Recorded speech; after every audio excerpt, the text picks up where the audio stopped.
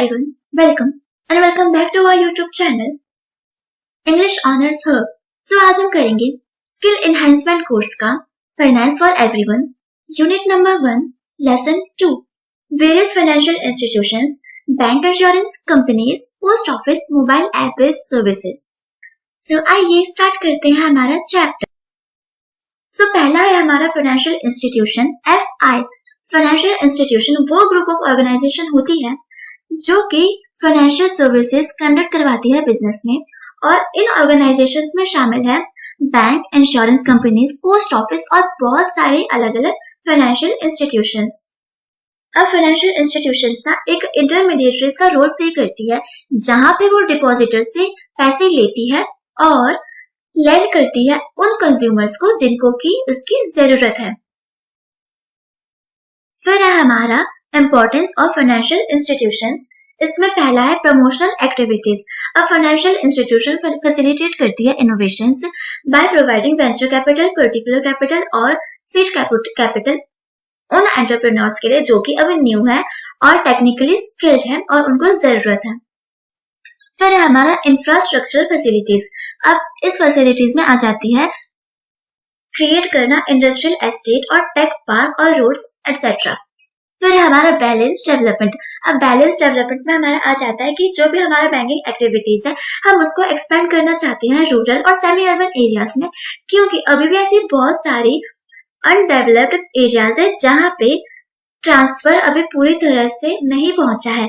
तो वहां पे क्या होता है, क्योंकि वहां पे जो भी लेस हमारे डेवलप्ड एरियाज है तो वहां पे सबसे ज्यादा पैसों की जरूरत होती है इकोनॉमिक ग्रोथ के लिए, है ना। फिर हमारा एम्प्लॉयमेंट जनरेशन। अब एम्प्लॉयमेंट जनरेशन में क्या होता है, जो भी हमारे फाइनेंशियल इंस्टीट्यूशंस है वो जनरेट करती है एम्प्लॉयमेंट उन लोगों के लिए जो कि अभी क्वालिफाइड है और एजुकेटेड है। फिर है हमारा फंक्शंस ऑफ फाइनेंशियल इंस्टीट्यूशंस। इसमें पहला आ जाता है FI एक इंटरमीडिएटरी है कि वो कन्वर्ट कर सकती है शॉर्ट टर्म लायबिलिटी को एक लॉन्ग टर्म इन्वेस्टमेंट में कन्वर्ट कर सकते हैं। जो भी शॉर्ट टर्म डेब्ट होता है हम उसको करंट लायबिलिटीज बोल सकते हैं और उसको हमें एक साल के अंदर ही अंदर पे करना होता है। और जो लॉन्ग टर्म इन्वेस्टमेंट होते हैं वो होते हैं स्टॉक, बॉन्ड और म्यूचुअल फंड। फिर इसके बाद है हमारा FI help in the conversion of a risky investment into a risk free investment. अब ऐसा कोई भी इन्वेस्टमेंट नहीं होता जहां पर रिस्क ना हो। अब हम किसी को भी पैसे देते हैं तो हमें थोड़ा बहुत रिस्क होता है, डर होता है कि पता नहीं वो बंदा पैसे वापस करेगा या नहीं करेगा। तो इसमें ऐसा होता है कि फाइनेंशियल इंस्टीट्यूशन हमें कुछ फैसिलिटीज प्रोवाइड करवाती है जिससे कि हम बैंक में डिपॉजिट कर सकते हैं, कुछ जिनमें से है फिक्स डिपॉजिट, रिकरिंग डिपॉजिट और पोस्ट ऑफिस डिपॉजिट। अब यहाँ पे एक एग्जांपल भी है कि अगर किसी इंसान को लोन की जरूरत है और उसके पास कोई सिग्निफिकेंट गारंटी है तो बैंक उसको लो इंटरेस्ट रेट लोन प्रोवाइड करवा सकता है। लेकिन अगर किसी कस्टमर का ऑलरेडी एक डिपॉजिट है और तो RBI उसको हाई इंटरेस्ट रेट प्रोवाइड करवाती है। फिर हमारा financial institution also provide a whole range of service to entities. इसमें आ जाता है कि जो भी हमारा बोरोअर है उसको बोला जाता है कि वो प्रीडोमिनेंटल फाइनेंशियल स्टेटमेंट को रेगुलरली सेंड करता रहे और bank time to time monitor करती है उस बोरोअर के फाइनेंशियल सिचुएशंस को कि वो उसने जितना भी लोन लिया है उसको रीपे कर सकता है या नहीं। फिर हमारा आ जाता है categorisation of various financial institution. इसमें हमारा आ जाता है फाइनेंशियल इंस्टीट्यूशन के अंदर बैंकिंग इंस्टीट्यूशन और non banking institution. Banking institution में सेंट्रल बैंक और नॉन बैंकिंग इंस्टीट्यूशंस में है इंश्योरेंस कंपनीज। अभी हम देखेंगे बैंकिंग इंस्टीट्यूशन। बैंक हमें कुछ फाइनेंशियल सर्विसेज प्रोवाइड करवाती है जैसे कि विड्रॉल और डिपॉजिट, है ना। हम पैसे कभी भी निकाल सकते हैं या पैसे डिपॉजिट भी कर सकते हैं। और बैंक ऑल्सो फैसिलिटेट करती है मनी ट्रांजैक्शंस को थ्रू जितने भी कहीं भी हम ट्रांसफर करते हैं तो उसको बहुत अच्छे से मॉनिटर करती है। और फिर बैंक जो भी करेंसी कन्वर्जन है वो उसका भी काम करती है। फॉर एग्जाम्पल अगर आपकी कोई फैमिली दुबई में रहती है और वो आपको मनी ट्रांसफर करे वहां से, तो दुबई की करेंसी तो यहाँ पे नहीं आएगी, है ना, उसको कन्वर्ट करके इंडियन करेंसी आपके पास पहुंचाई जाएगी, है ना। फिर हमारा इम्पोर्टेंस ऑफ बैंक, इसमें पहले आ जाता है encourage people to save money. अब बैंक क्या है, वो बहुत सारे डिपॉजिटर्स को अट्रैक्ट करती है, सेफ और अट्रैक्टिव डिपॉजिट स्कीम इंट्रोड्यूस करवा के और बदले में उनको प्रोवाइड करवाते हैं हायर इंटरेस्ट रेट। फिर है the facility of capital transfer. अब बैंक पैसे भेज कहीं से भी सेंड कर सकती है एक जगह से दूसरी जगह तक, और वो भी बहुत जल्दी। फिर है हमारा फाइनेंस, ट्रेड, कॉमर्स, इंडस्ट्री और एग्रीकल्चर। इसमें जो बैंक जो है वो ना स्मॉल और सिग्निफिकेंट सेविंग कलेक्ट करती है कंट्री से और उसको किसी प्रोडक्शन में यूज करती है, जो कि हमारे इकोनॉमिक डेवलपमेंट में हेल्प करती है। फिर है हमारे aid to government. Bank government को ना फाइनेंशियल असिस्टेंस प्रोवाइड करवाती है ताकि वो लोग इकोनॉमिक प्लानिंग को अच्छे से कर सके। देखो, इसमें हमारा सेंट्रल बैंक के अंदर आ जाता है कॉमर्शियल बैंक और कोऑपरेटिव बैंक। अब कॉमर्शियल बैंक के अंदर है पब्लिक सेक्टर बैंक और फॉरेन बैंक और प्राइवेट सेक्टर बैंक, जबकि कोऑपरेटिव बैंक में है अर्बन कोऑपरेटिव बैंक और रूरल कोऑपरेटिव बैंक। अभी हम इसको भी डिस्कस करेंगे नीचे। पहला है हमारा सेंट्रल बैंक। अब जो हमारा इंडिया का सेंट्रल बैंक है वो आरबीआई है, और आरबीआई ही रिस्पॉन्सिबल है इंडिया की जो हमारे नेशनल करेंसी है उसको मैनेज करने में और उसके सप्लाई को देखने के लिए।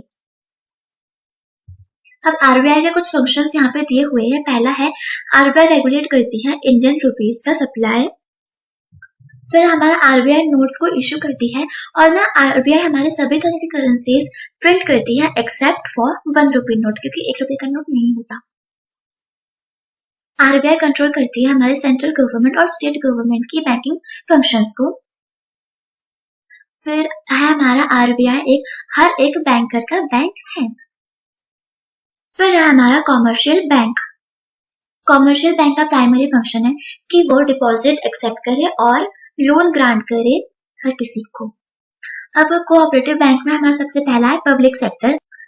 पब्लिक सेक्टर बैंक को जो हमारी गवर्नमेंट ऑफ कंट्री है वो नेशनलाइज करती है, और ये बैंक ऑपरेट होती है under the guidelines of reserve bank of India. अब कुछ पब्लिक सेक्टर बैंक है, यहाँ पे एग्जांपल्स भी है, जिनमें से एक है एसबीआई, जो कि हमारे इंडिया का लार्जेस्ट पब्लिक सेक्टर बैंक है। फिर हमारा पंजाब नेशनल बैंक। फिर इसके बाद है हमारा पब्लिक सेक्टर, ये हमारा सेकंड कॉमर्शियल बैंक है। अब ये बैंक ना प्राइवेट बिजनेस और इंडिविजुअल्स होल्ड करते हैं और कुछ लिमिटेड लायबिलिटीज के साथ। अब ये जो हमारे प्राइवेट सेक्टर बैंक है, इसके भी जो रूल्स एंड रेगुलेशंस है वो आरबीआई की ही फॉलो करनी मैंडेटरी होती है। और कुछ प्राइवेट सेक्टर बैंक एग्जाम्पल भी है, जैसे कि आईसीआईसी बैंक और एचडीएफसी बैंक। फिर है हमारा फॉरेन बैंक। अब फॉरेन बैंक को ओन और मैनेज किया जाता है फॉरेन प्रमोटर्स के जरिए, और इसके जो हेडक्वार्टर्स है ना वो फॉरेन कंट्रीज में है, लेकिन ये ऑपरेट होती है अलग अलग कंट्रीज में।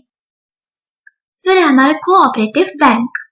कोऑपरेटिव बैंक हमारा स्मॉल साइज फाइनेंशियल एंटिटी है, जिसके मेंबर्स बैंक के ओनर और उसके कस्टमर्स हैं, और इसके भी जो रेगुलेशंस और रूल्स है वो आरबीआई के ही फॉलो होते हैं। फिर हमारे कोऑपरेटिव बैंक में 2 तरह के बैंक आते हैं। पहला है हमारा urban cooperative bank. Urban cooperative bank urban और सेमी अर्बन सेंटर में होते हैं। अर्बन कोऑपरेटिव बैंक एस्टैब्लिश हुए थे फाइनेंसिंग फॉर स्मॉलर बिजनेस में, ताकि कोई भी स्मॉल बिजनेस का हम स्टार्टअप कर रहे हैं तो उसमें फाइनेंस कर सके। फिर इसके बाद है हमारा रूरल कोऑपरेटिव बैंक। अब ये हमारा जो बैंक है इसका कोई अकाउंट या चेक बुक्स नहीं है, ये बैंक हमारा सिर्फ एक्सेप्ट करते हैं डिपॉजिट फ्रॉम द मेंबर्स। फिर है हमारा न्यू गवर्नमेंट बैंक स्कीम। अब रिजर्व बैंक ऑफ इंडिया ने एनकरेज किया कॉमर्शियल बैंक को कि वो क्रिएट कर सके एक्सक्लूसिव फाइनेंशियल सॉल्यूशंस उन लोगों के लिए जो कि इकोनॉमिकली डिसएडवांटेज्ड है। एज अ रिजल्ट काफी लोग फाइनेंशियल सर्विसेज के बारे में जान सकते हैं। हमारा एक क्रेडिट कार्ड है जिसका नाम है जनरल क्रेडिट कार्ड जीसीसी, जो कि सेमी अर्बन और रूरल बैंक में प्रोवाइड करवाई जाती है, जिसका की मैक्सिमम विड्रॉल लिमिट है 25,000। स्टार्टअप से एक सॉफ्टवेयर है जो कि ऑफर करती है लो कॉस्ट फाइनेंशियल सर्विसेज और प्रोडक्ट, और जो भी इसके कस्टमर्स है वो कभी भी मनी विड्रॉ कर सकते हैं और उसको यूज भी कर सकते हैं इस टेक्नोलॉजी के जरिए।